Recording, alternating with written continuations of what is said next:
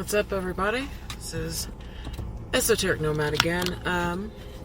So I wanted to get on here, and recently it's been a topic of discussion about faith and I guess religion, spirituality. All of it really has been a topic. But specifically in my current line of work, I was asked by one of the youth that I see every day about my religious beliefs or my relationship with God as it pertains to, I guess, my sexuality. In that I am a proud member of the LGBTQ every other letter community. Not to sound insensitive, I just really don't even know what letter we're on at this point.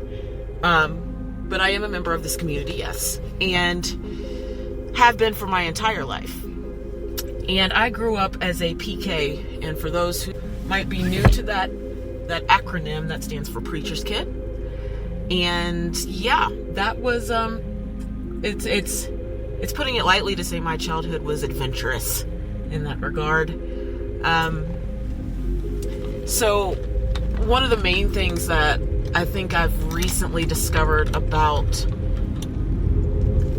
my faith in general, let me just start from childhood briefly. I was a child that always sort of lived with my head in the clouds, very imaginative, was always daydreaming, was always doodling, sort of like, staring out the window. I had imaginary friends. It was really easy for me to play pretend. You know what I mean? Like, oh, let's pretend this is this, and blah, blah, blah. And, it was really easy for me to get into that mode as a child, and I realize it's not for every child. But yeah, it was extremely easy for me to do that. Like I said, I had imaginary friends. And so I think with that, it sort of gives me an affinity to sort of lean towards a faith or a religion, to have hope and belief in something bigger than myself. And I also grew up, being a huge Marvel and DC fan, like superheroes, so anything that transcended the mundane was right up my alley, and still is, really, but for sure when I was a child. So I say all that to say, it was easy for me to fall in love with the idea of God.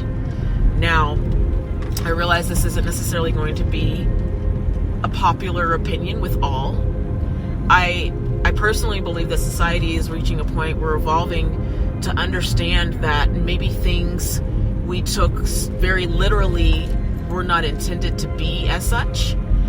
Maybe they were intended to be more metaphorical, or maybe just perhaps the filter that is the people that preach the message. And I'm not just speaking to priests, rabbis, and people who sort of are in that sense of leadership, but I'm just talking about parents to kids.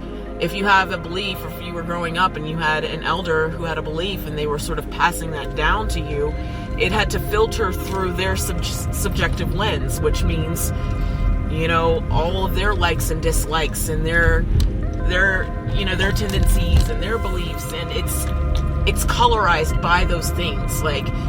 It's, in my opinion and in my experience, I don't believe that religion really has ever had a chance for me to receive it in a direct message without it being tainted or colored by someone else's experience, someone else's upbringing, someone else's generational trauma, someone else's anything. And that's why it's been so lovely and so beautiful for me to rediscover what God is to me as an adult. And I imagine, and from my conversations with others, it feels like this is a common thing.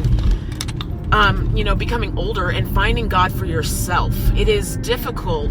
It was difficult for me. It was challenging to adopt all the beliefs that were being told to me and preached to me as a child.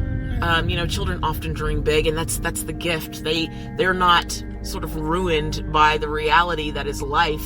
They still have that innocence, a lot of them, not every child, but a lot of them do, that detachment from the matrix is the best way I know how to describe it as. And so in that, they maintain that connection to the divine, I believe. And as a child, I fell head over heels for it. I did. I loved it. I loved the fellowship. I loved the experience. I was having real tangible experiences and feelings of connecting with a higher power, and goosebumps and chills, and tangibly feeling things within me as if like I had consumed a substance, No, as a child I hadn't. But that tangibly. And it was really unfortunate that there came a day where it came up against my sexuality. Now, when I decided when it all came out, because really I was outed, and that's a whole nother story, but when it finally came down to sort of choose, like, is it going to be, the fact that it even had to be a choice, right, is really unfortunate. But I had to choose at that time, if I wanted to choose embracing my individuality, my self-expression, or God. And when I tell you that is a shitty hand to have to choose from, it's no wonder in my mind that I went through all the things that I did. And I know this was a lesson I needed to go through, and it's all for higher purpose and all of that now.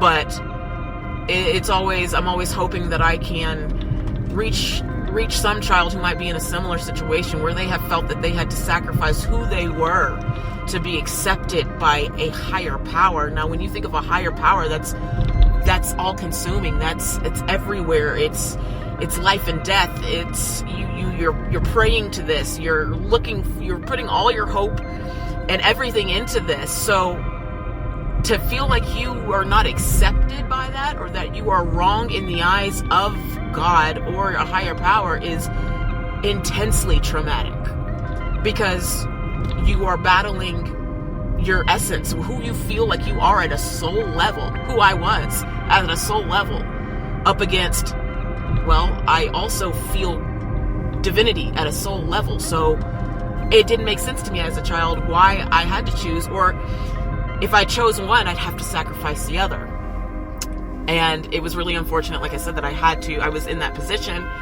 And I'm not pointing any fingers or anything, but I think one thing that I have learned, and that is still true to this day, is that we deliver messages, we present things to people from all different types of vantage points, but it is highly colored by our own subjective opinions, beliefs, tolerances, where we are in our growth. It has to filter through all of that, and it's going to come through in our message.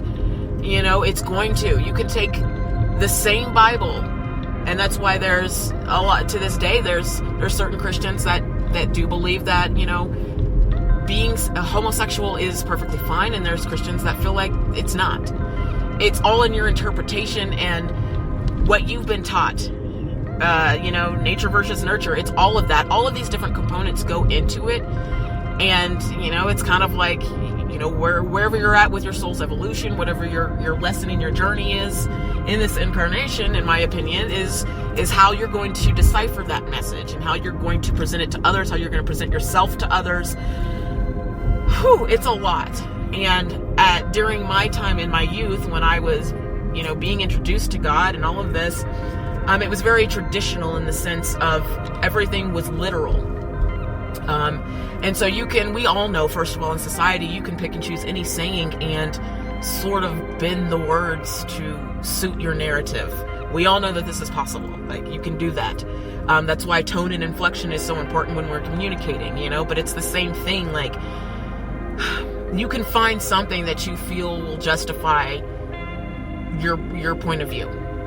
But it's 2024, and I think we have to start getting a little more realistic in a sense. Maintaining the balance, of course, not becoming overly practical, but realistic in the sense of many books of the Bible have been redacted. It was written by man. There were so many things that have been taken out of the Bible, changed in the Bible. It's history. It's just proof in history. To deny it is just cognitive dissonance at its finest.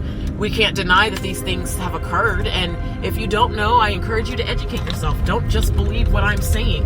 Do the research yourself. That's what I had the liberty of doing, and that's what I wish and hope for us all to do, is to find our own information. And it's a balance. It's absolutely necessary to, at some times, listen to what people have to say, especially if they have more wisdom, development, and experience in that area. And then at times it is very crucial and important to weigh that against your own internal guidance system, because we all have intuition. We all have our individuality for that purpose, to guide us. And it's my belief that spirituality is not a one-size-fits-all. It's not. Now, it's often helpful to follow, what someone before us did, because it's a template, especially if you have no idea where to begin, where to start, what to look for. That's what, people who have come before us are there for, to help guide. Not to tell us how to live our lives, but like an instruction booklet that's, you can bend the rules with, it would be ridiculous in this whole wide United States of America, in the whole wide world, every continent, all the people that we have, billions upon trillions. I don't even know what number. It goes up higher than that. We have a shit ton of people in this entire world. It would be ridiculous for there to be one deity. You know what I mean? And I feel like I'm treading sort of like on on thin ice with this, with some people's comfort level, but that's okay, because I'm here to challenge comfort levels, because that's where we grow.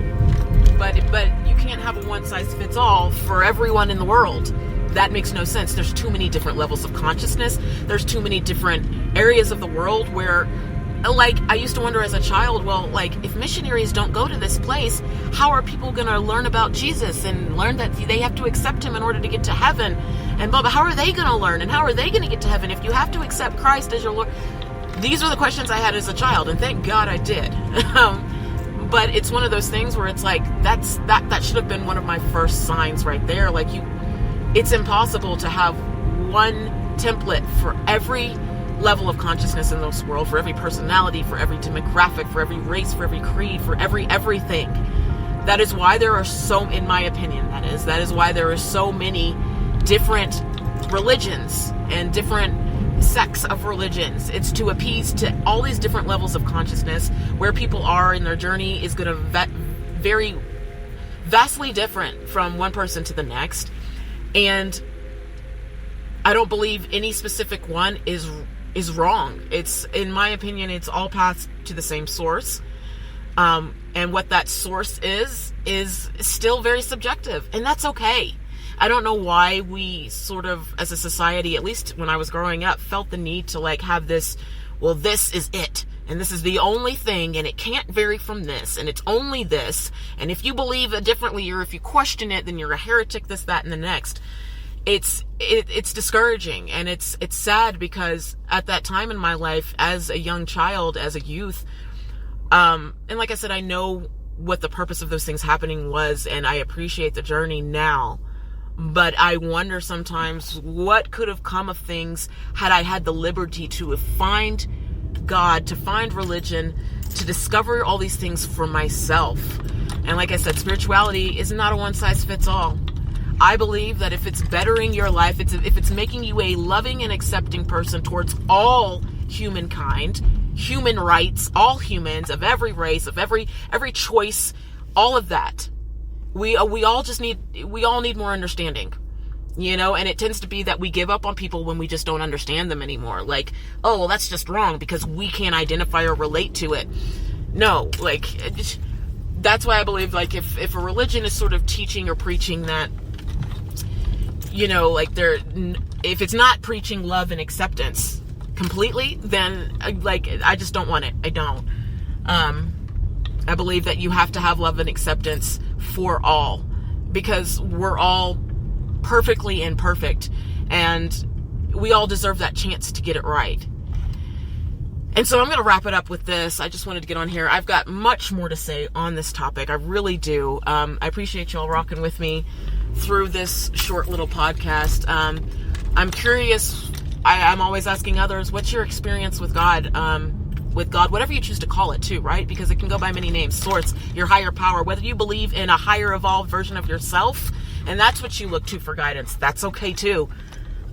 We need to stop demonizing people's choices of what makes them better. If it's making you better and you're striving for, kindness, do that. But all right, y'all, I'm Esoteric Nomad. Thanks for rocking with me. Stay tuned and stay safe out there in these cosmic streets.